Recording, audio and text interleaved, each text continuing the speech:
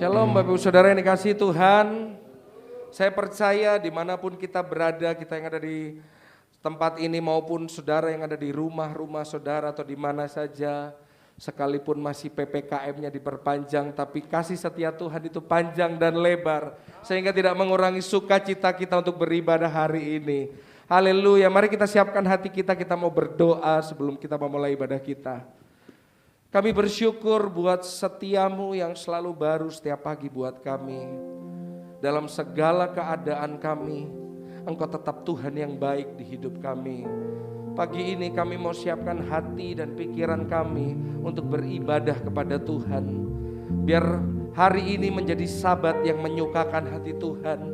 Menjadi perhentian di mana hanya Engkau dan kami dalam hadirat kami menyembah Tuhan. Terima kasih Tuhan. Berkat-Mu tercurah atas rumah kami, jaringan yang kami pakai, semuanya diurapi Tuhan, semuanya berjalan dengan baik. Terima kasih Tuhan, terima kasih. Kami siap untuk memuji, menyembah, dan menerima berkat firman-Mu. Di dalam nama Yesus, setiap kita yang rindu mengalami Tuhan lebih lagi hari ini, sama-sama katakan, amin. Bapak Ibu Saudara, sebelum kita memuji dan menyembah Tuhan, kita akan mendengarkan pengumuman dan Voice of Pentecost. Mari.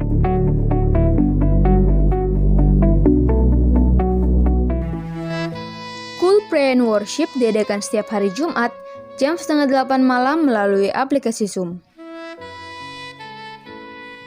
Youth Service Online diadakan setiap hari Sabtu jam 7:30 malam melalui aplikasi Zoom. Untuk pelayanan pastoral, silakan menghubungi telepon dan WhatsApp. Untuk perpuluhan, misi, penginjilan, ucapan syukur, diakonia, dan lain-lain dapat ditransfer melalui rekening BCA berikut ini. Ibadah hari ini akan dilayani oleh Bapak Pendeta Silas Papare. Gembala dan seluruh jemaat GBMCC mengucapkan terima kasih atas pelayanannya. Mari dengarkan firman Tuhan yang luar biasa.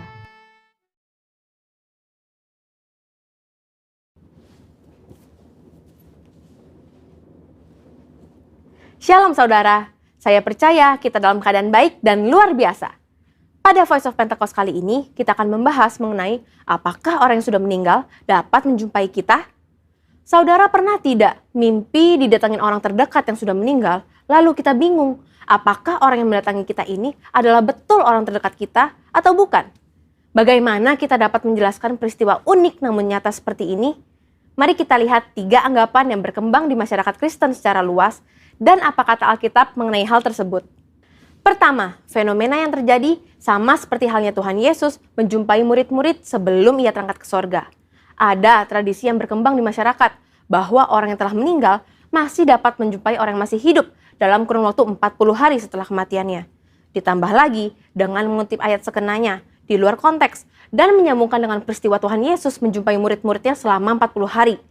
Yang memegang kepercayaan ini pastinya tidak sadar bahwa Yesus bukanlah orang mati yang mengunjungi murid-muridnya, melainkan ia telah bangkit dari kematian dan hidup seperti ada tertulis di Markus 9 ayat 9-10. Jadi, anggapan bahwa orang meninggal dapat menjumpai kita sebagaimana Tuhan Yesus adalah sebuah pemahaman yang keliru dan tidak sesuai dengan kebenaran Alkitab. Kedua, fenomena yang terjadi sama seperti saat Musa dan Elia menjumpai Tuhan Yesus di Bukit Transfigurasi. Sebagian orang mungkin beranggapan bahwa peristiwa ini dapat menjadi sebuah pijakan untuk menyatakan bahwa orang yang telah meninggal, yaitu Musa, menjumpai Tuhan Yesus dan bercakap-cakap dengan Yesus. Dalam konteks ini pun tidak tepat jika dijadikan landasan kepercayaan, orang yang sudah meninggal masih dapat menjumpai manusia yang hidup. Sebab pada waktu itu Tuhan Yesus berubah rupa atau dalam bahasa Yunani disebut sebagai metamorfo. Sehingga baik Tuhan Yesus, Musa maupun Elia bersama-sama berada dalam dimensi yang berbeda dengan manusia pada umumnya. Dalam hal ini adalah Petrus, Yakobus, dan Yohanes yang menyertai Yesus pada saat itu. Ketiga, fenomena yang terjadi sama seperti ketika Saul berjumpa dengan Roh Samuel. Terdapat 2 penafsiran yang berkembang terkait dengan fenomena ini. Ada penafsiran yang mengatakan roh yang muncul itu bukanlah Roh Samuel. Dan penafsiran lain yang mengatakan itu benar Roh Samuel, tetapi atas izin Tuhan untuk memberikan pelajaran dan peringatan kepada Saul. Nah, terlepas apakah kita berada dalam golongan yang meyakini itu adalah roh Samuel ataupun bukan, Alkitab jelas menyatakan bahwa pemanggilan arwah, bertanya pada arwah yang dilakukan oleh Saul adalah pelanggaran terhadap firman Tuhan dan merupakan dosa. Karena itulah Saul mati. Tuhan Yesus seringkali menggunakan perumpamaan dalam mengajar agar lebih mudah dipahami. Dalam Lukas 16 ayat 19-30, Tuhan Yesus menyampaikan perumpamaan tentang orang kaya dan Lazarus.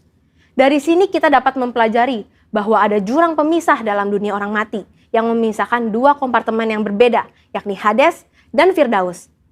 Pelajaran berikutnya adalah tidak diperlukan orang yang telah meninggal untuk mengunjungi orang yang masih hidup untuk menyampaikan pesan khususnya terkait pertobatan, sebab sudah ada pada mereka kitab suci. Mungkin ada saudara yang masih bertanya, lalu bagaimana mimpi yang tidak bisa kita rencanakan bisa terasa sangat nyata, seakan-akan orang yang sudah meninggal datang menjumpai kita?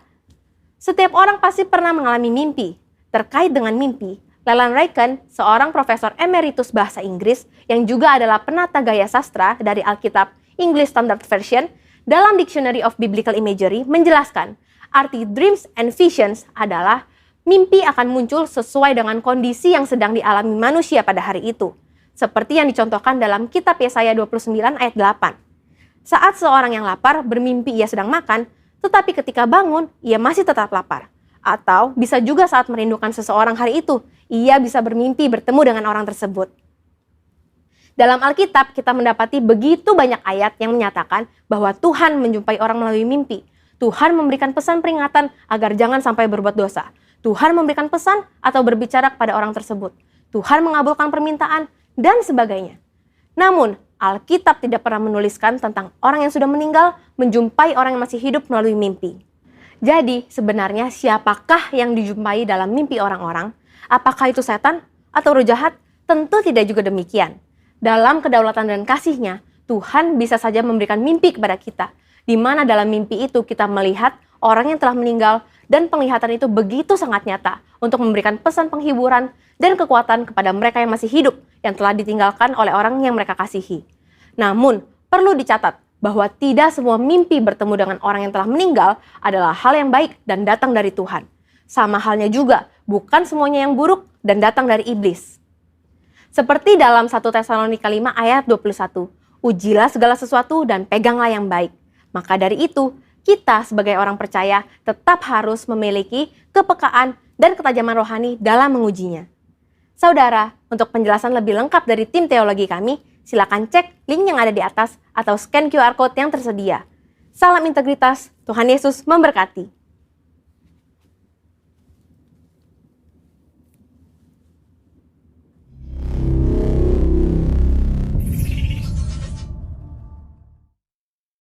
Mari kita bangkit berdiri, kita akan memuji Tuhan bersama-sama.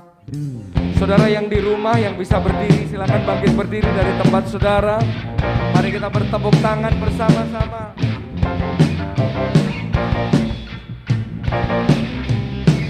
Terpujilah nama-Mu Tuhan, kuat dan penuh kemuliaan. Satu hara kami nyatakan, kebesaran-Mu tetap selamanya. Katakan terpujilah, terpujilah nama-Mu Tuhan, ajaib dan penuh keagungan. Satu suara kami nyatakan, kerajaan-Mu kekal selamanya. Mari bersama katakan,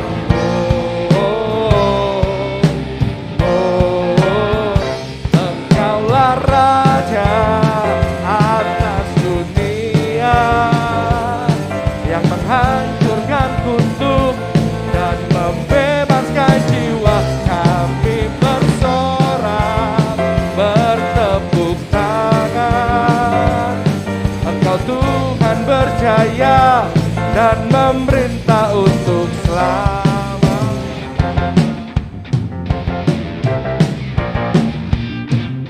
Katakan sama-sama, terpujilah nama-Mu Tuhan, ajaib dan penuh keagungan, ajaib dan penuh keagungan.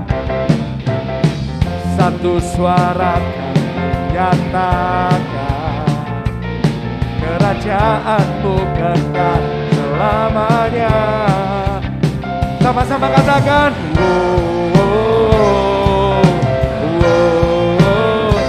Engkaulah Raja atas dunia, yang menghancurkan kutub dan membebaskan jiwa. Kami bersorak, bertepuk tangan.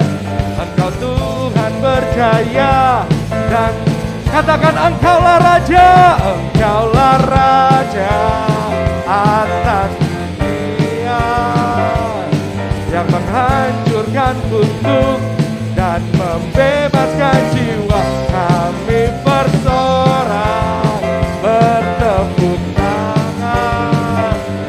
Engkau Tuhan berjaya, dan mari sambil bertepuk tangan.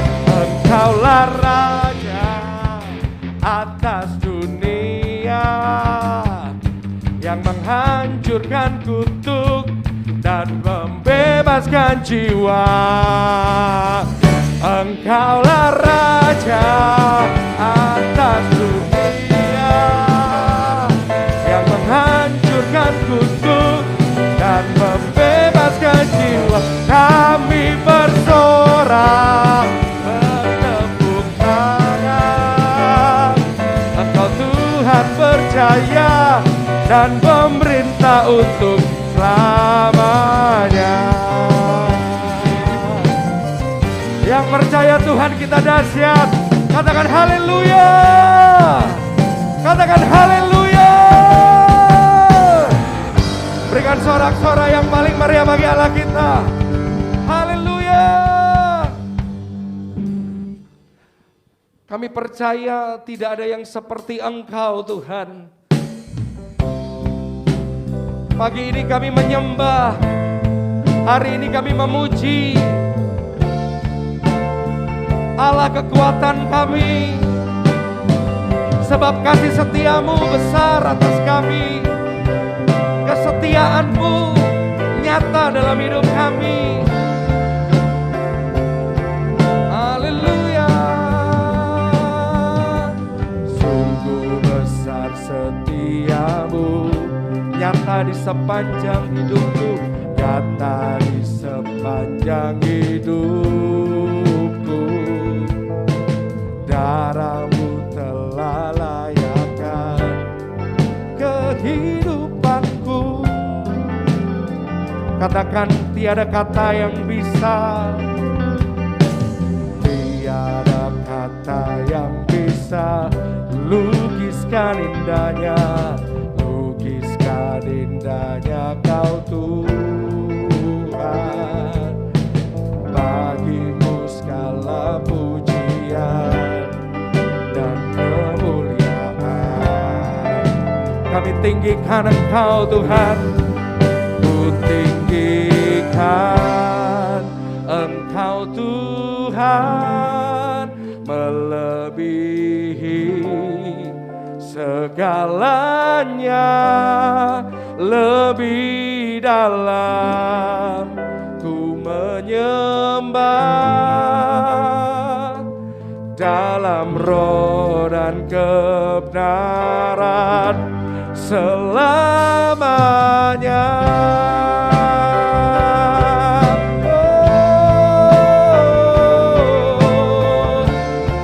Sungguh besar setiamu,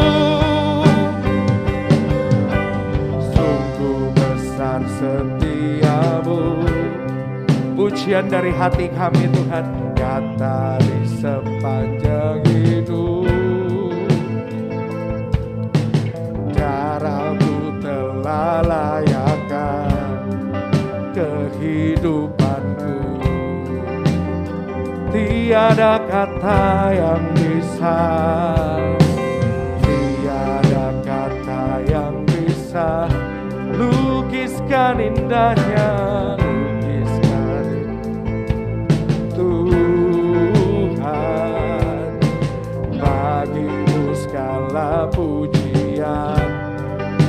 dan kemuliaan. Ku tinggikan Engkau Tuhan, melebihi segalanya, lebih dalam ku menyembah dalam roh dan ku tinggikan Engkau Tuhan, melebihi segalanya, lebih dalam ku menyembah dalam roh dan Mari kita sembah Tuhan. Haleluya, haleluya. Kami tinggikan Engkau, kami muliakan Engkau, Yesus Tuhan, Yesus Tuhan. Allah penolongku, Allah penyelamatku. Haleluya. Ya la bara la bara la bara la bara la bara la bara la bara. Syara la bara la bara la bara la bara la bara la bara la bara. Mari sembah Tuhan dengan segenap hatimu, dengan segenap jiwamu, dengan kekuatanmu. Sembah Dia, sembah Dia. Haleluya, haleluya, haleluya. Ya la bara la bara la bara la bara la bara la bara. Syara la bara la bara la bara. Ya la bara la bara la bara la bara la bara la bara la bara la bara la bara. Gunung batuku, kota bentengku, keselamatanku dan penolongku. Haleluya.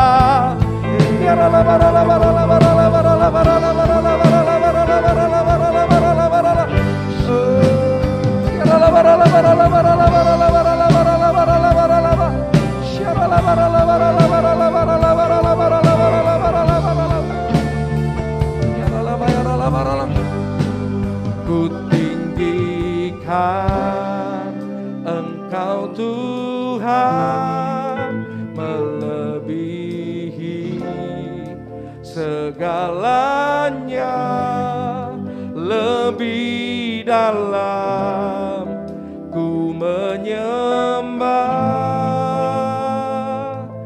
dalam roh dan kebenaran. Ku tinggikan Engkau Tuhan, melebihi segalanya, lebih dalam ku menyembah dalam roh dan kebenaran. Ku tinggikan Engkau Tuhan, melebihi segalanya, lebih dalam ku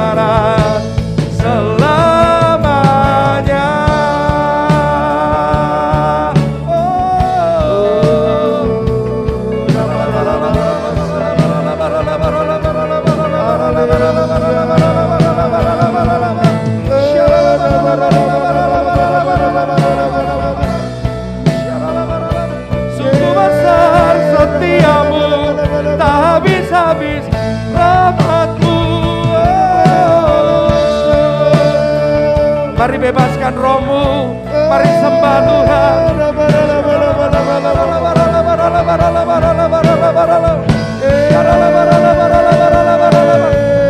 Tiada yang sepertimu Tuhan.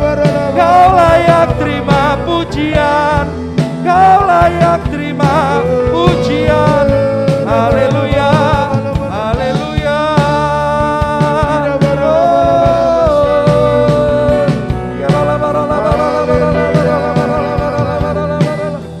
Mari sama-sama mengangkat tangan. Kasih setia Tuhan tak berkesudahan, tak habis-habisnya rahmat-Nya, selalu baru setiap hari, baru setiap pagi.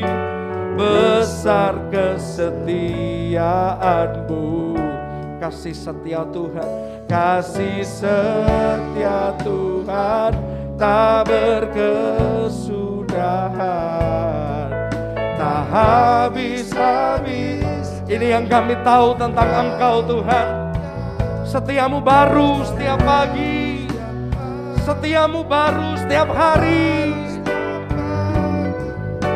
Besar kesetiaan, kasih setia Tuhan, kasih setia Tuhan tak berkesudahan, tak habis-habisnya rahmat-Nya, selalu baru setiap hari, baru setiap pagi.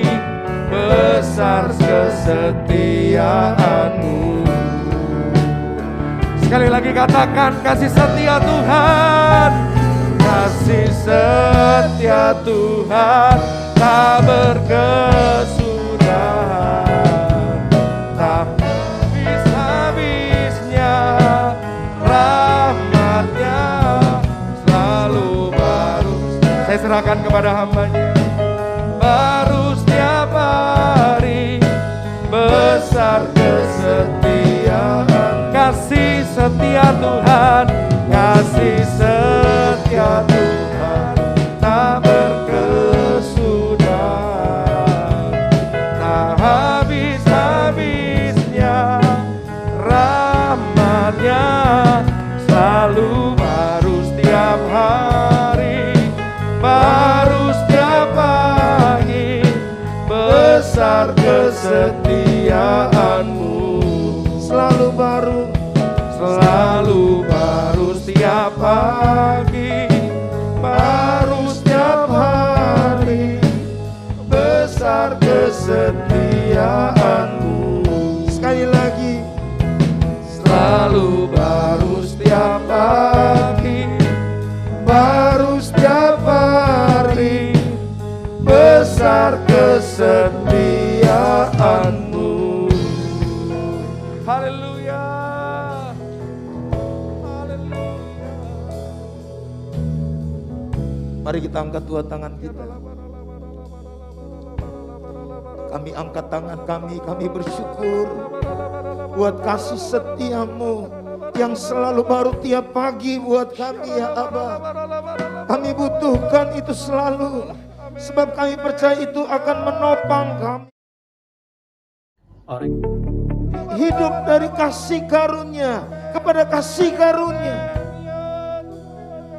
Tuhan, terima kasih buat hari ini. Kami boleh bersatu bersama membangun mesbah kami, membangun ibadah kami. Hamba-Mu berdoa, Tuhan jamah kami ya Aba. Jamah kami yang ada di tempat ini. Jamah Tuhan saudara-saudara kami, semua yang ada di rumah-rumah. Tuhan jamah ya Aba. Biar kami mengalami hadirat-Mu, kami menikmati hadirat-Mu ya Aba. Dengar seruan doa setiap anak-anakku pagi ini ya Aba. Lepaskan, bebaskan, sembuhkan. Terima kasih Tuhan, terima kasih. Kami bersyukur buat kesempatan pagi ini. Kami boleh kembali mendengarkan firman-Mu. Biar Tuhan seperti seorang murid, Kami siap untuk diajar. Dan biar hati kami terbuka seperti tanah yang siap menerima hujan itu ya Abah. Terima kasih Tuhan, terima kasih. Dalam nama Tuhan Yesus. Haleluya, haleluya. Sama-sama katakan amin. Silakan duduk Bapak Ibu Saudara. Shalom Bapak Ibu Saudara. Shalom. Shalom juga yang ada di rumah-rumah yang mengikuti ibadah melalui Zoom. Pagi ini kita akan dilayani oleh Bapak Pendeta Silas Papare dari Gereja Isa Al-Masih.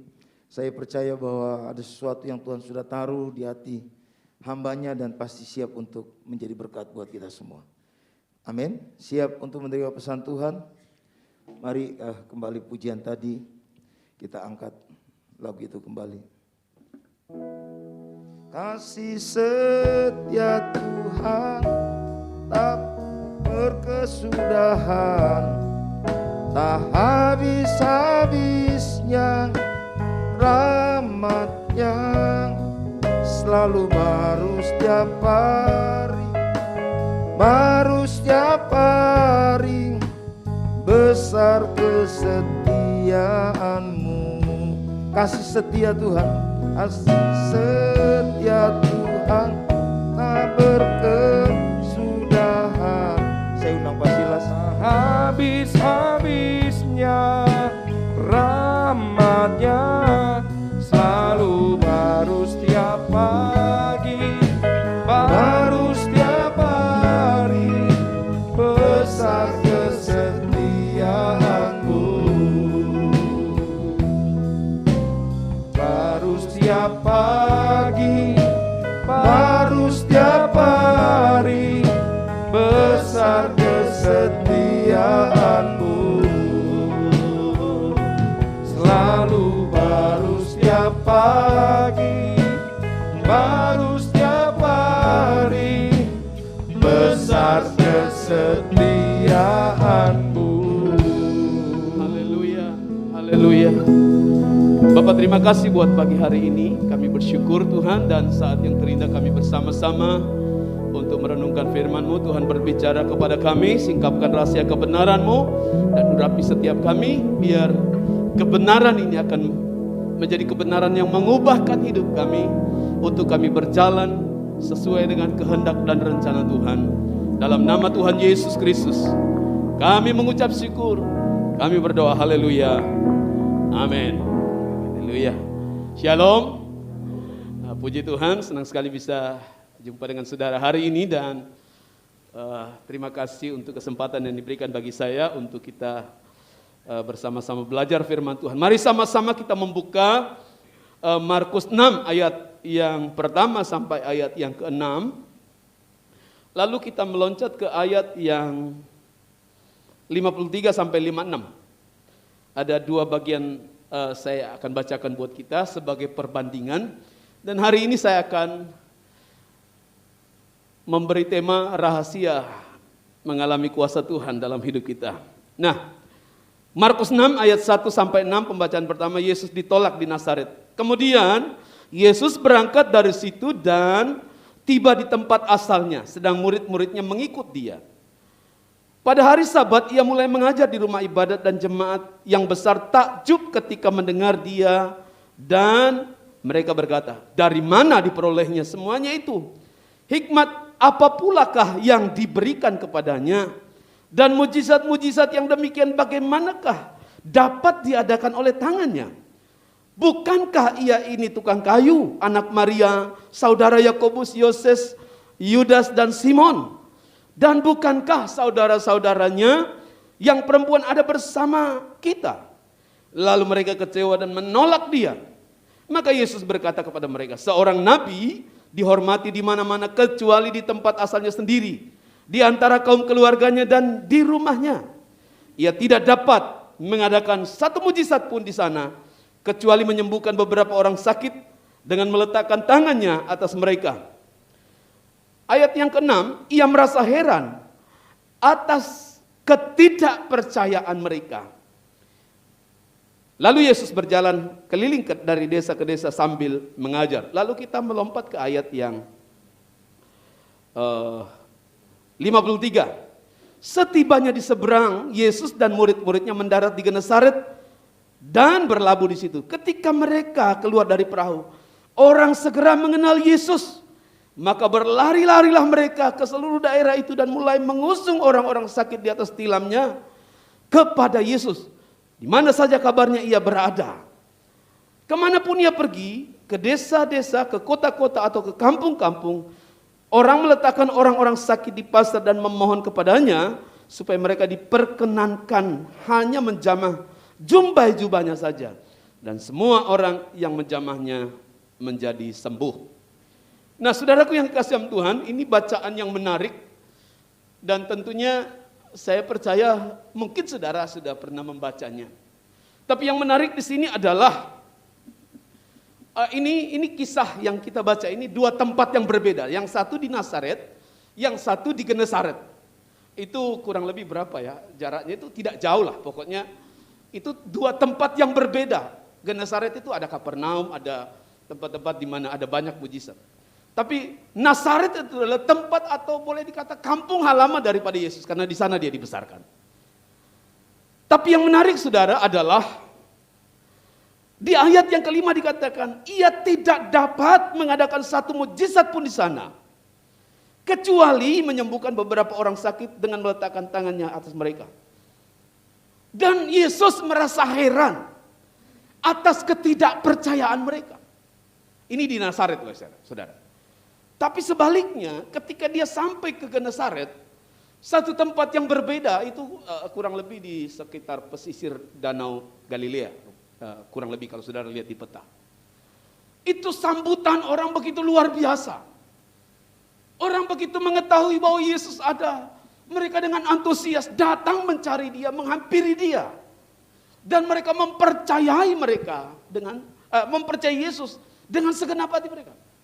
Berbeda dengan di Nazaret, saudara. Ini menarik untuk kita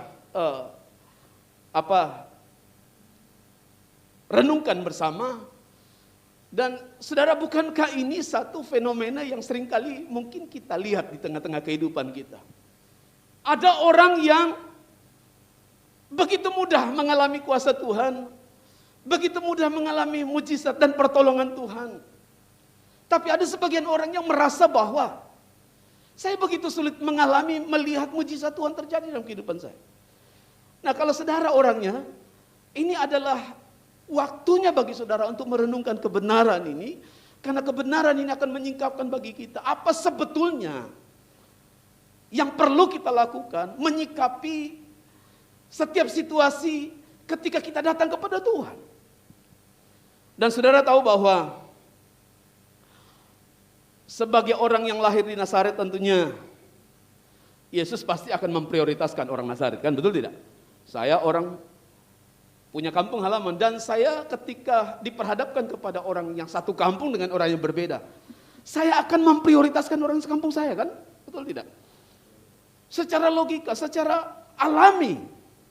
Dan saya yakin Yesus pun demikian, sudah. Sekalipun Tuhan tidak pilih kasih, tapi saya yakin dia begitu terbeban atas orang Nazaret.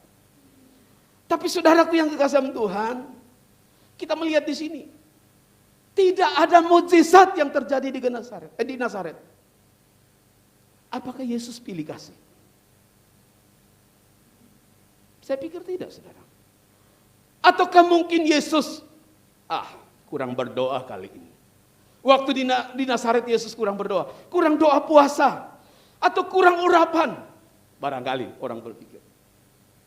Tapi saudara, urapan kuasa Yesus tidak terbatas dimanapun bisa saja terjadi kuasa Tuhan. Yang menarik di sini adalah ternyata saudara, sikap dan respon dari orang-orang yang mendengar tentang dia itu menentukan bagaimana kuasa Tuhan terjadi. Di satu tempat tidak terjadi apa-apa, justru di satu tempat yang berbeda yang tidak jauh dari tempat itu, kuasa Tuhan begitu dahsyat terjadi. Orang tidak, kalau saudara menelusuri, orang tidak didoakan loh, ditumpang tangan. Kalau pendeta ditumpang tangan. Tapi saudara, di Genesaret orang hanya minta, guru bolehkah saya menjamah jubahmu? Dan orang mengalami kuasa Tuhan. Dan ternyata saudara, di sini kita bisa belajar bahwa bukan faktor Yesusnya, tetapi sikap hati orang yang meresponi Tuhan Yesus pada waktu itu. Nah itu sebabnya Yesus pernah berkata, memberikan pengajaran tentang kualitas hati. Dalam Matius 13 saudara akan menjumpai. Di sana kan Yesus menjelaskan ada beberapa macam tanah.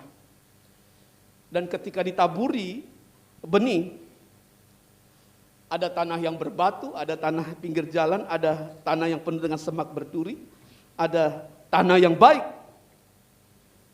Dan saudara, benih yang sama, kualitas benih yang sama, tapi tumbuhnya itu berbeda. Itu berbicara tentang sikap hati kita, kondisi hati kita. Bagaimana ketika kita mendengarkan firman Tuhan.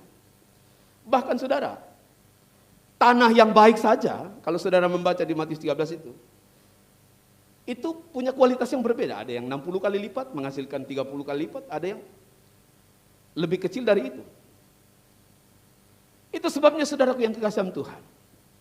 Ini yang saya mau tegaskan kepada kita. Ini seringkali terjadi di tengah kehidupan bergereja saat ini, saudara. Ada banyak orang yang beribadah bersama-sama dengan kita. Ada banyak orang yang hadir di gereja yang sama, WL-nya sama, singersnya sama, pemain musiknya sama, tempat yang sama, pengkhotbah yang sama, pendeta yang sama. Tapi saudara, hasil yang muncul atau kuasa Tuhan yang bekerja itu berbeda-beda. Ada orang yang ketika dia mendengarkan firman Tuhan, dia berkata, aku diberkati hari ini. Aku mengalami lawatan Tuhan luar biasa, Tuhan baik. Ada yang bilang, Tuhan hadir. Ada yang berkata, aku diberkati hari ini. Tapi saudara, ada segelintir orang yang berkata, saya tidak mengalami apa-apa. Pujiannya biasa saja, WL-nya kurang ini, kurang angkat. Pendetanya khotbah kurang menggigit. Pendetanya kurang mantap.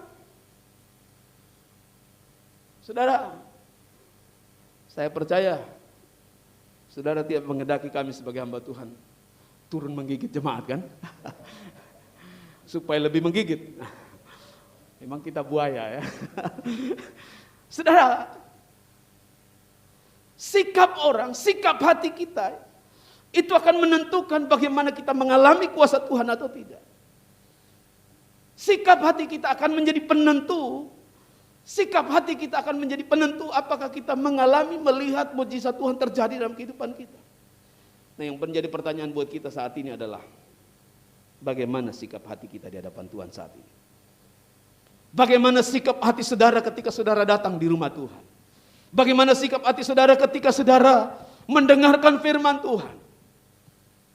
Karena itu akan menentukan saudara, sangat menentukan. Saudara lihat tadi di bacaan kita tadi. Di Nazaret, orang begitu cuek, bahkan mempertanyakan, ini orang mana sih ini? Saya kenal aja, ini orang ini saya kenal, biasa saja. Saudaranya saya kenal, saya biasa aja bergaul dengan dia. Kurang lebih seperti itu bahasanya orang Nazaret. Sehingga apa saudara? Sebagus apapun, sehebat apapun berita yang disampaikan, itu tidak akan membuat perbedaan apa-apa dalam kehidupannya. Mereka tidak akan mengalami apa-apa.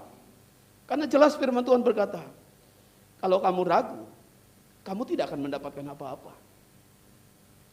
Dan saudaraku yang kekasih Tuhan, luar biasanya di sini, bahkan orang Nazaret mempertanyakan sumber kuasa Yesus. Mereka cuma mengenal Yesus sebagai manusia biasa. Anak tukang kayu katanya. Orang biasa, saya kenal dengan saudaranya. Rumahnya di sana, saya kenal. Dia biasa kerja tukang kayu. Kurang lebih seperti itu bahasanya. Mereka begitu dingin, mereka begitu skeptis, mereka begitu tidak percaya. Karena mereka hanya fokus kepada kemanusiaannya. Mereka hanya mengenal dia secara manusia biasa. Dan hasilnya saudara akan menjumpai mereka tidak mengalami apa-apa. Dan Alkitab jelas berkata tadi, tidak terjadi mujizat apapun di Nazaret. Anda perhatikan sikap hati yang sangat menentukan. Sebaliknya di Genesaret, Yesus datang. Begitu mereka mendengar tentang Yesus, Yesus mendarat. Yesus ada masuk di kampung kita. Dan saudara, kalau saudara membaca tadi, saya sengaja membaca 2 tempat itu, membandingkan. Mereka begitu antusias, begitu mendengar, wow, Yesus datang.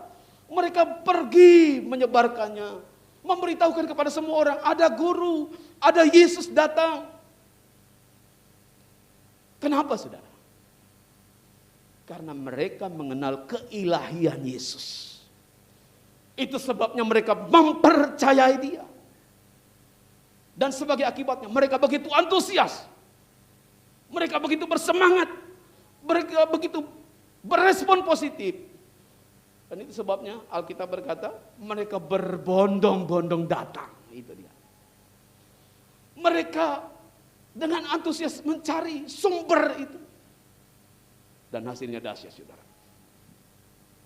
Itu sebabnya saudaraku yang dikasihi Tuhan, waktu Anda melangkah ke rumah Tuhan, jika Anda ke gereja atau beribadah, mungkin sikap Anda masa bodoh, cuek saja, tidak peduli. Atau Anda hanya datang, ya saya datang supaya saya dikatakan orang Kristen. Enggak enak nanti ditegur sama gembala. Kalau Anda datang dengan sikap yang demikian, Anda tidak akan pernah mendapatkan apa-apa. Anda tidak akan pernah merasakan apa-apa, saudara. Sebaliknya, jika Anda datang dengan kerinduan yang dalam akan Tuhan, apa yang Anda imani pasti akan terjadi. Amin. Orang Nazaret begitu kecewa dan menolak Yesus. Sebaliknya orang Genesaret percaya dan menerima dia. Sikap hati yang bertolak belakang dan akibatnya juga sangat berbeda.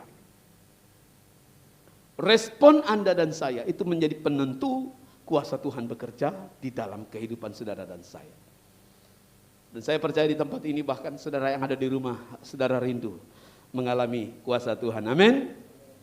Dan itu sebabnya saya mau membicarakan 2 hal saja yang menjadi penentu bagaimana kita mengalami kuasa Tuhan dalam kehidupan kita. Yang pertama adalah faktor iman.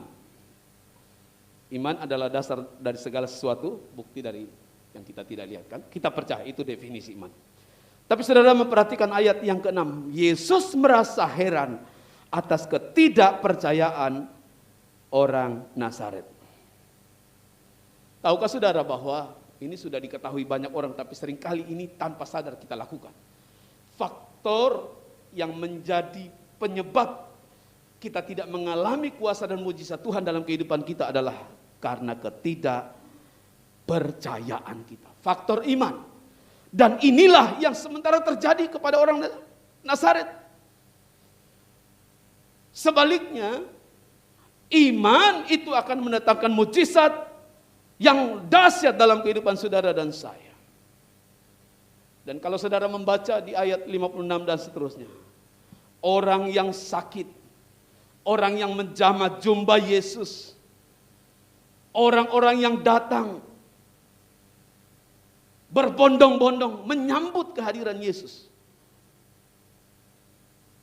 Saudara lihat, mereka begitu dahsyat mengalami kuasa Tuhan. Yesus tidak tumpang tangan loh. Banyak orang cuma menjamah jubahnya. Dengan iman mereka datang. Saya biasa dulu waktu masih ada tim kami yang sering ke daerah. Seringkali saya melihat orang di kampung itu begitu mudah mengalami mujizat Tuhan. Dan sempat teman-teman bertanya, kenapa ya?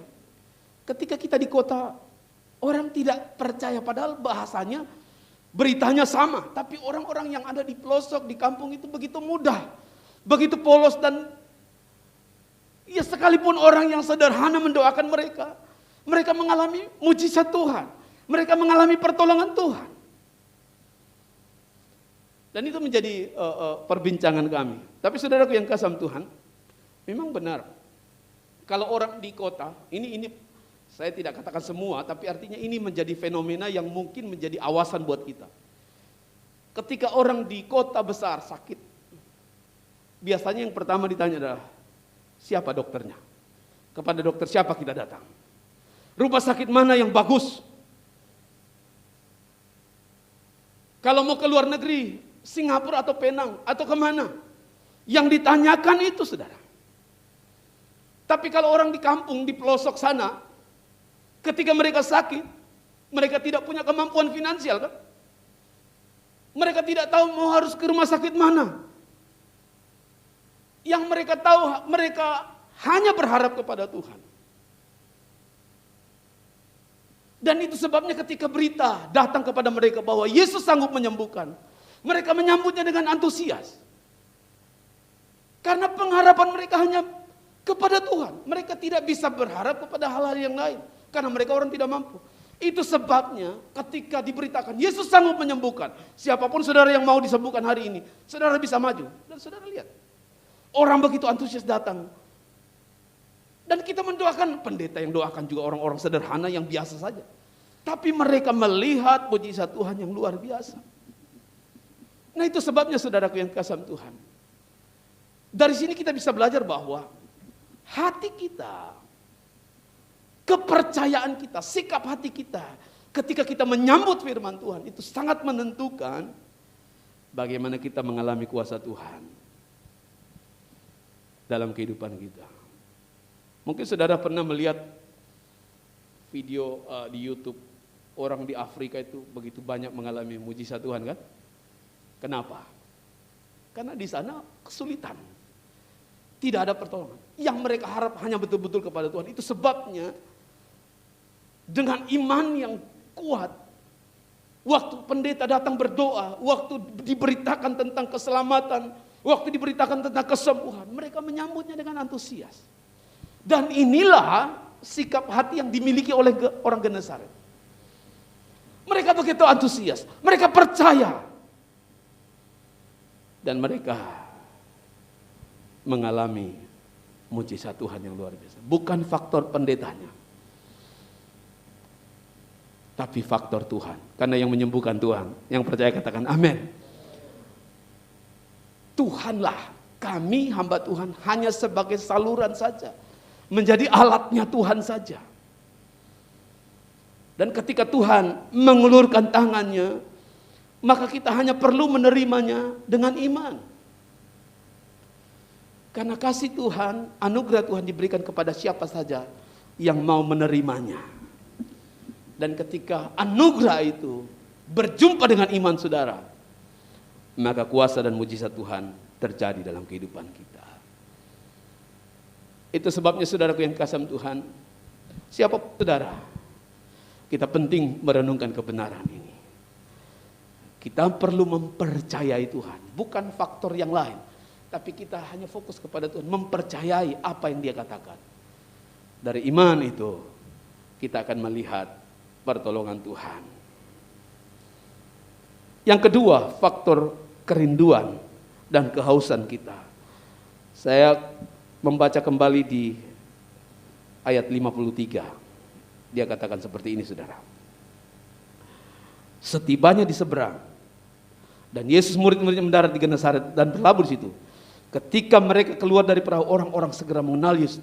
Maka berlari-larilah mereka ke seluruh daerah itu dan seterusnya, saudara. Wow, ini mendatangkan kegemparan ketika Yesus datang ke Genesaret.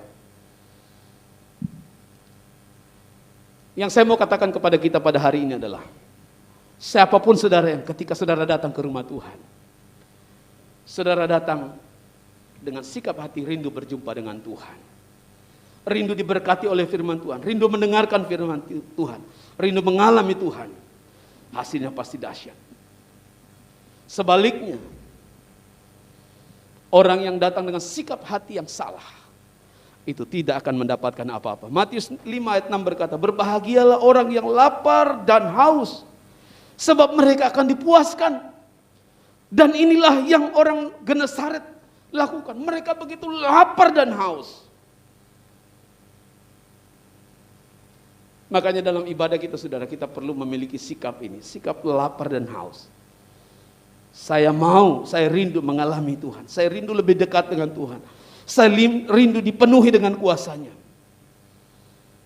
Dan saudara, ada orang yang memiliki sikap hati yang berbeda. Ya, dijamah Tuhan atau tidak, ya mana-mana saja. Tidak ngaruh, saya mau alami Tuhan atau tidak apa-apa. Saudara, saya ingat kisah tentang Elia. Elia itu adalah salah satu nabi besar di dalam perjanjian lama, dan dia punya asisten yang bernama Elisa, saudara. Dan asistennya ini, Elisa ini, meminta kuasa, meminta urapan yang 2 kali lipat daripada urapan Elia. Dia rindu, memiliki kerinduan supaya urapan Elia itu 2 kali lebih dahsyat turun kepada dia. Sekalipun Elia berkata itu sulit, tapi karena Elisa ini begitu haus, begitu antusias, dan kalau saudara lihat kisahnya, kemana saja Elia pergi ketika dia tahu bahwa Elia akan naik ke surga, kemana saja Elia pergi, dia ikut ke sana. Menyeberang sungai, kemana saja dia ikut, saudara. Dia tidak peduli, sekalipun Elia berkata itu sulit, tapi dia dengan antusias percaya bahwa itu akan terjadi dalam kehidupannya. Dan saudara, tepat sebelum Elia diangkat ke surga, pengurapan itu turun atas Elisa. Dan saudara, kalau saudara lihat mujizat yang Elia lakukan itu kurang lebih, kalau dihitung-hitung 7-8 kali. Tapi apa yang Elisa lakukan itu 2 kali lipat lebih dahsyat daripada apa yang dilakukan oleh Elia selagi dia hidup. Nah, Elisa punya asisten juga yang bernama apa, saudara? Gehasi. Harusnya Gehasi ini dia kan asisten kepercayaan sama seperti Elia dan Elisa. Elisa punya asisten yang bernama Gehasi. Seharusnya secara logika Gehasi ini jauh lebih dahsyat nantinya setelah misalnya Elisa pergi. Secara logika. Tapi ternyata apa yang dialami oleh Gehasi itu berbeda dari apa yang seharusnya terjadi, saudara. Kenapa? Karena sikap hati, kerinduan yang berbeda. Gehasi ini kita baca, saudara, kita menjumpai bahwa Gehasi ini jauh lebih mencintai hal duniawi daripada hal-hal yang seharusnya diharapkan. Dan ketika itu terjadi, ketika Naaman datang dan didoakan, disuruh, pokoknya Naaman mengalami mujizat Tuhan. Dan ketika Naaman ingin memberikan uang kepada Elisa, dia menolak. Sebetulnya wajar saja kalau dia. Cuman Elisa tidak mau Naaman ini berpikir bahwa dia dapat membeli kuasa Tuhan. Tapi saudaraku yang kasih Tuhan, Gehasi yang melihat keadaan ini, karena jauh di dasar hatinya itu sudah salah sebetulnya. Kerinduannya itu berbeda dari yang seharusnya sikap dari seorang hamba Tuhan.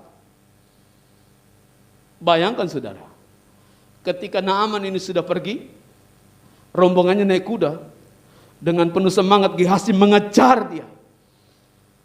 Saudara bisa bayangkan semangatnya Naaman ini, Gehasi ini. Dia begitu antusias, tapi antusias terhadap hal yang salah, yang tidak seharusnya ada dalam kehidupannya. Dia berbohong dan dia mengalami sesuatu yang seharusnya tidak dia alami. Kenapa? Karena sikap hati. Nah, itu sebabnya saudaraku yang kasih Tuhan. Mari kita belajar. Hari ini 2 hal saja yang saya ingin sampaikan kepada kita, kepada seluruh jemaat. Kalau Anda ingin mengalami kuasa Tuhan dalam kehidupan, miliki sikap hati yang benar. Imani, percayai. Seperti orang Genesaret lakukan. Orangnya sama, kuasanya sama, tapi hasilnya berbeda. Orang Nazaret tidak menerima apa-apa, tapi sebaliknya orang Genesaret menerima segala yang terbaik yang Tuhan janjikan kepada mereka. Karena apa, saudara? Sikap iman mereka dan rasa haus mereka akan Tuhan.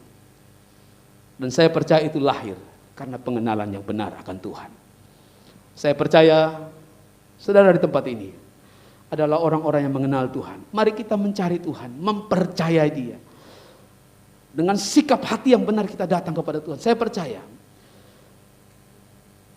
hari ini Tuhan rindu engkau mengalami Dia dalam hidupmu.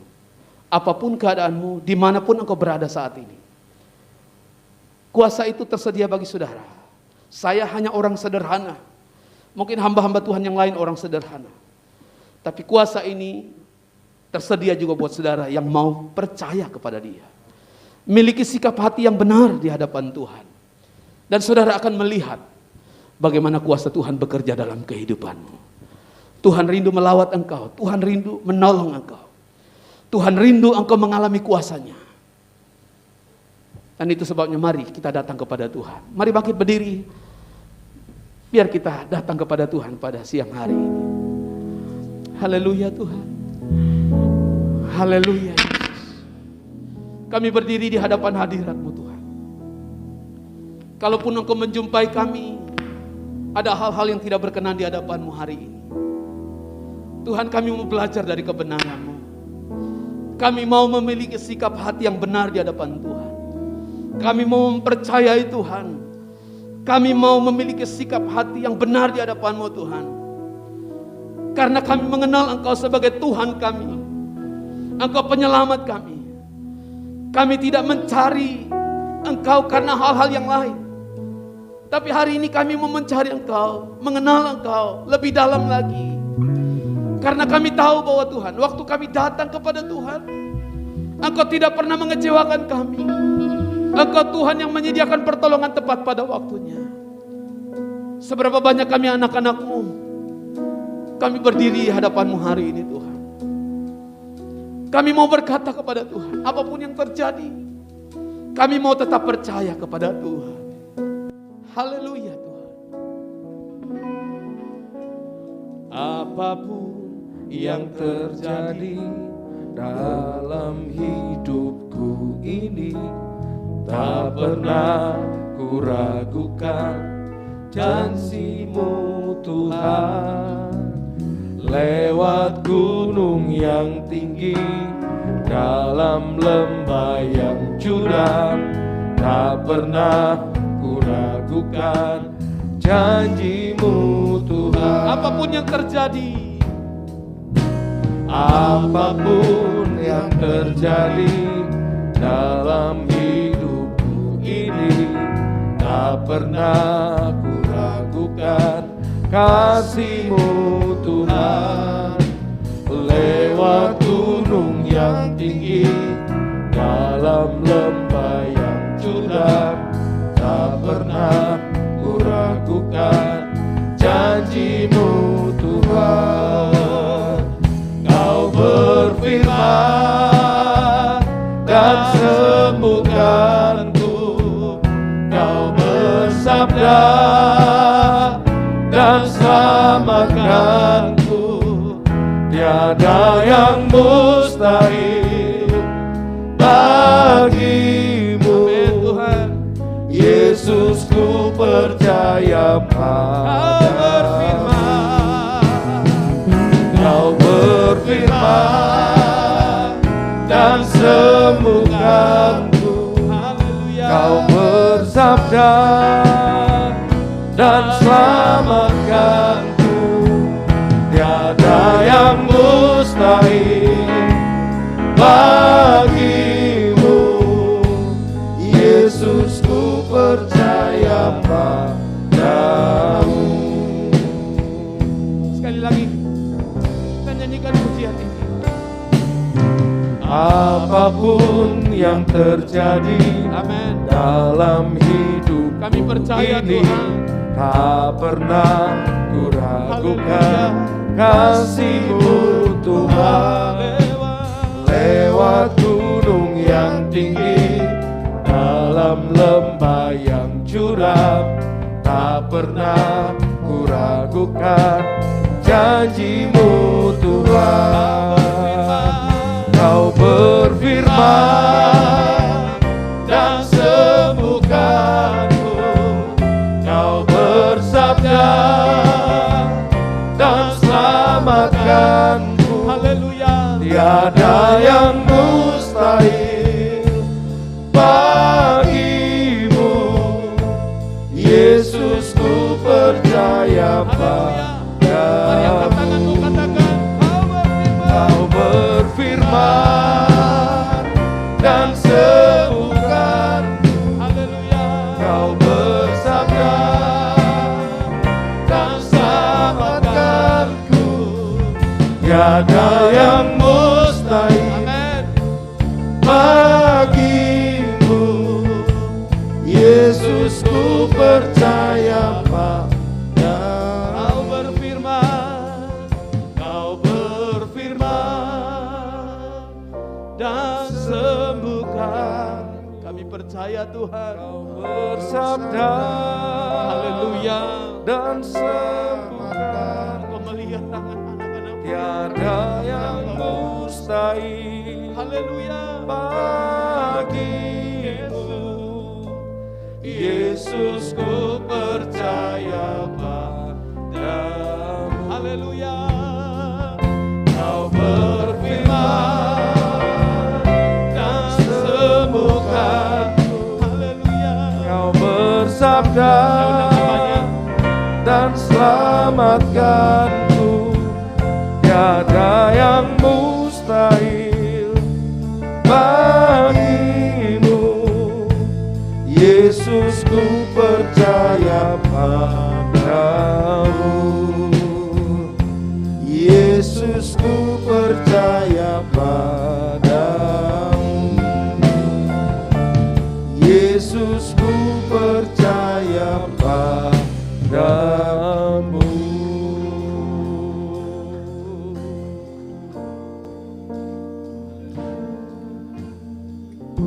Mari kita satu dalam doa. Tuhan, hari ini dari kebenaran firman-Mu Engkau mengajar kami untuk melihat keberadaan murid-murid, jemaat, orang-orang yang ada di Nazaret maupun orang-orang yang ada di sekitar Genesaret, di sekitar pantai atau danau Galilea. Tuhan, terima kasih dari kebenaran ini kami dapat belajar bahwa sikap hati yang haus, yang hormat kepada Tuhan, menyambut Tuhan dengan iman, itu yang menjadi penyebab orang-orang di Genesaret melihat mujizat demi mujizat. Bahkan begitu banyak mujizat terjadi. Tuhan, ini kami anak-anak-Mu yang ada di tempat ini ya Aba.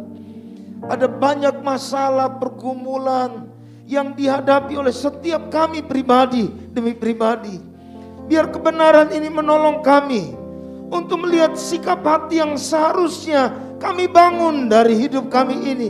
Sehingga kami sungguh melihat keberadaan Tuhan, penguasa tunggal. Jawaban dalam hidup kami itu nyata dalam nama Tuhan Yesus. Karena itu pagi ini kami angkat tangan kami di hadapan-Mu. Engkau yang mengenal hati kami ya Aba. Kalau ada yang tidak benar Tuhan, kami mau bertobat. Kami mau bertobat, kami mau dipulihkan, dibaharui di dalam nama Yesus. Sebab kami ingin melihat kuasa-Mu itu terjadi, mujizat-Mu itu terjadi atas seluruh hidup kami ya Aba. Terima kasih Tuhan, terima kasih. Siang ini kembali kami berdoa, mohon belas kasihan-Mu buat setiap kami pribadi demi pribadi. Di dalam nama Tuhan Yesus, tolong kami dari semua seruan doa kami. Jawab itu ya Aba, jawab itu ya Aba. Di dalam nama Yesus, sembuhkan yang sakit, pulihkan ya Aba, pulihkan, beri jawaban buat yang sedang bergumul untuk masalah ekonomi. Tuhan bangkitkan kembali setiap usaha pekerjaan. Kami berdoa siang ini dalam nama Yesus, biar itu berdiri kembali, bangun kembali, tegak kembali dalam nama Yesus. Bahkan kami berdoa, kami mau nyatakan berkat-berkat Tuhan dicurahkan, berkat-berkat Tuhan dicurahkan dalam setiap usaha pekerjaan yang dilakukan oleh setiap anak-anak-Mu ya Aba. Terima kasih. Lebih dari itu ya Aba, kami mau menjadi alat Tuhan di Pentakosta yang ketiga ini. Tuhan pakai kami dengan seluruh aktivitas kami, biar orang melihat bahwa ada Tuhan dalam hidup kami, ada kuasa-Mu yang nyata melalui kami. Di dalam nama Tuhan Yesus, berkati hamba-Mu Bapak Pendeta Silas yang Kau telah pakai menjadi saluran berkat Tuhan bagi kami ya Aba. Kami berdoa Engkau terus menyertai, pengurapan-Mu bertambah-tambah ya Aba. Dalam tanggung jawab pengembalaan Tuhan, otoritas Allah itu semakin luar biasa nyata melalui hamba-Mu ini. Berkati keluarga dan keluarga besarnya. Terima kasih Tuhan, terima kasih. Segala puji, hormat, kemuliaan kami kembalikan buat Tuhan Yesus. Haleluya. Amin. Terima kasih ya banyak Bapak Pendeta Silas yang sudah melayani kita pada hari ini. Bapak Saudara, kita akan memberikan persembahan sekaligus kita akan mendengarkan Mazmur 91. Orang yang duduk dalam lindungan yang maha tinggi dan bermalam dalam naungan yang maha kuasa akan berkata kepada Tuhan, tempat perlindunganku dan kubu pertahananku, Allahku yang kupercayai. Sungguh dialah yang akan melepaskan engkau dari jerat menangkap burung, dari penyakit sampar yang busuk. Dengan kepaknya ia akan melindungi engkau. Di bawah sayapnya engkau akan berlindung. Kesetiaannya ialah perisai dan pagar tembok. Engkau tak usah takut terhadap kedahsyatan malam, terhadap panah yang terbang di waktu siang, terhadap penyakit sampar yang berjalan di dalam gelap, terhadap penyakit menular yang mengamuk di waktu petang. Walau 1000 orang rebah di sisimu dan 10.000 di sebelah kananmu, tetapi itu tidak akan menimpamu. Engkau hanya menontonnya dengan matamu sendiri dan melihat pembalasan terhadap orang-orang fasik. Sebab Tuhan ialah tempat perlindunganmu. Yang maha tinggi telah kau buat tempat perteduhanmu. Malapetaka tidak akan menimpa kamu, dan tulah tidak akan mendekat kepada kemahmu. Sebab malaikat-malaikatnya akan diperintahkannya kepadamu untuk menjaga engkau di segala jalanmu.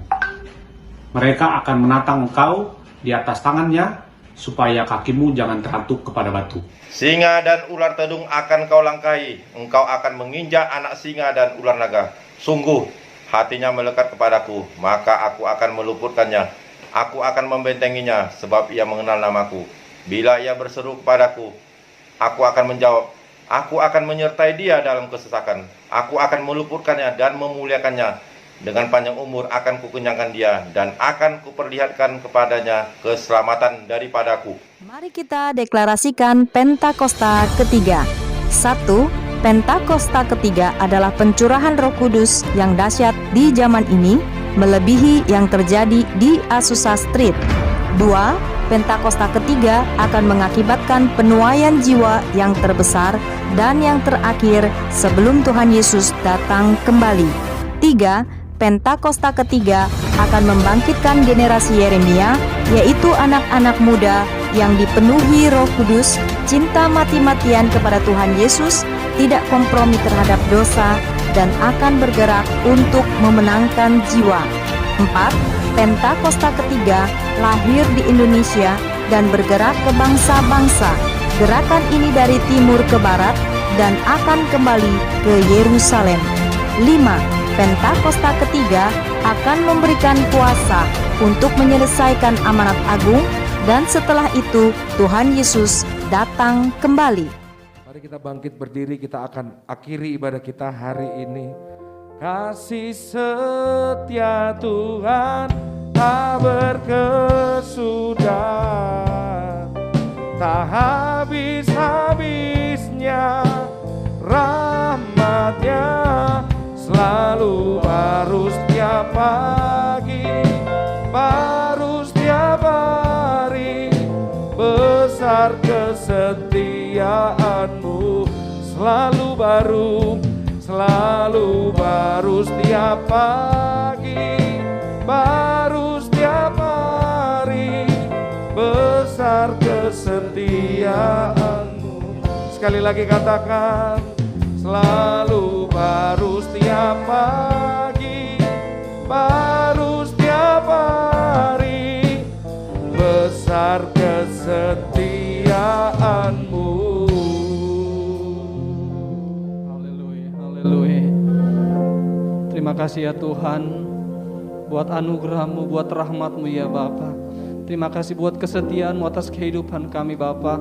Kami bersyukur buat siang hari ini Tuhan, buat lawatan-Mu, buat kehadiran-Mu atas kehidupan kami. Lewat peribadatan kami pada saat ini Tuhan, kami percaya Engkau sudah melawati kami, Engkau sudah mengurapi kami dengan kuasa-Mu di dalam nama Yesus Tuhan. Terima kasih Bapa yang baik, terima kasih. Kami percaya kami semua yang ada di tempat ini Engkau sudah berkati kami. Terlebih juga Tuhan, umat-Mu yang ada di rumah-rumah Tuhan, yang mengikuti ibadah lewat Zoom, Engkau memberkati Tuhan. Setiap pergumulan umat-Mu Engkau tolong Bapa, berikan jalan keluar-Mu ya Bapa, di dalam nama Yesus Tuhan. Yang sakit Engkau sembuhkan, yang susah Engkau hiburkan, Engkau berikan pertolongan-Mu ya Tuhan, di dalam nama Yesus Tuhan. Terima kasih Bapa yang baik, terima kasih Tuhan Yesus. Engkau juga memberkati hamba-hamba-Mu yang mengambil bagian pada siang hari dalam ibadah ini Tuhan, yang menyampaikan isi hati-Mu, yang memimpin pujian, imam musik Tuhan. Engkau berkati dengan pengurapan yang baru di dalam nama Yesus Tuhan. Terima kasih Bapa yang baik, terima kasih Tuhan Yesus. Kami juga terus berdoa buat Bapak-Bapak rohani kami Tuhan, Bapak Pendeta Insinyur Niko Nyotor Harul bersama 4 wakilnya Tuhan, Bapak Budi Sastra Karayon kami, Bapak Pendeta Ishak Moses, gembala di tempat ini. Engkau berkati hamba-hamba-Mu ini, biar pengurapan yang daripada-Mu terus Engkau nyatakan atas Bapak-Bapak rohani kami Tuhan. Pagar perlindungan-Mu ajaib bagi mereka, bagi keluarga mereka ya Tuhan, di dalam nama Yesus Tuhan. Terima kasih Bapak yang baik, terima kasih Tuhan Yesus. Kami juga berdoa buat bangsa dan negara kami ya Bapak, buat pemerintah kami ya Bapak. Di tengah-tengah pandemi yang terjadi saat ini, kami percaya Engkau tidak pernah membiarkan pemerintah kami, Engkau tidak pernah membiarkan pemimpin-pemimpin kami, tetapi Engkau yang berikan hikmat buat mereka Tuhan, buat untuk mengambil setiap keputusan ya Bapa, di dalam nama Yesus Tuhan. Setiap langkah-langkah yang diambil, kebijaksanaan yang diambil, baik itu PPKM, vaksinasi, Engkau berkati di dalam nama Yesus Tuhan. Terima kasih Bapak yang baik, Engkau pakai terus Presiden kami Pak Jokowi Tuhan, Wakil Presiden Pak Maruf Amin, biar Engkau tolong mereka Tuhan, untuk memberikan hikmat-Mu yang daripada-Mu saja, di dalam nama Yesus Tuhan. Terima kasih Bapak yang baik, kota di mana kami ada juga Tuhan Engkau berkati, biar perlindungan-Mu nyata atas kota kami, keamanan, kedamaian, kesejahteraan terjadi di dalam nama Yesus Tuhan. Engkau juga akan memulihkan perekonomian bangsa kami, perekonomian kota kami, Engkau yang pulihkan ya Tuhan, di dalam nama Tuhan Yesus. Terima kasih Bapak yang baik, kami bersyukur hanya di dalam nama Tuhan Yesus. Bapak Ibu Saudara, mari kita arahkan hati kita, angkat tangan kita, dan mohon berkat Tuhan. Tuhan menyertai engkau dan melindungi engkau. Tuhan menyinari wajahnya dan beri engkau kasih karunia. Tuhan mengadahkan wajahnya kepadamu dan memberi engkau damai sejahtera. Diberkatilah hidupmu, keluarga, usaha, pekerjaan, dibuat Tuhan berhasil. Engkau terus naik, dan menjadi berkat bagi banyak orang. Di dalam nama Tuhan Yesus Kristus, mari yang menerima berkat Tuhan ini sama-sama katakan, amin.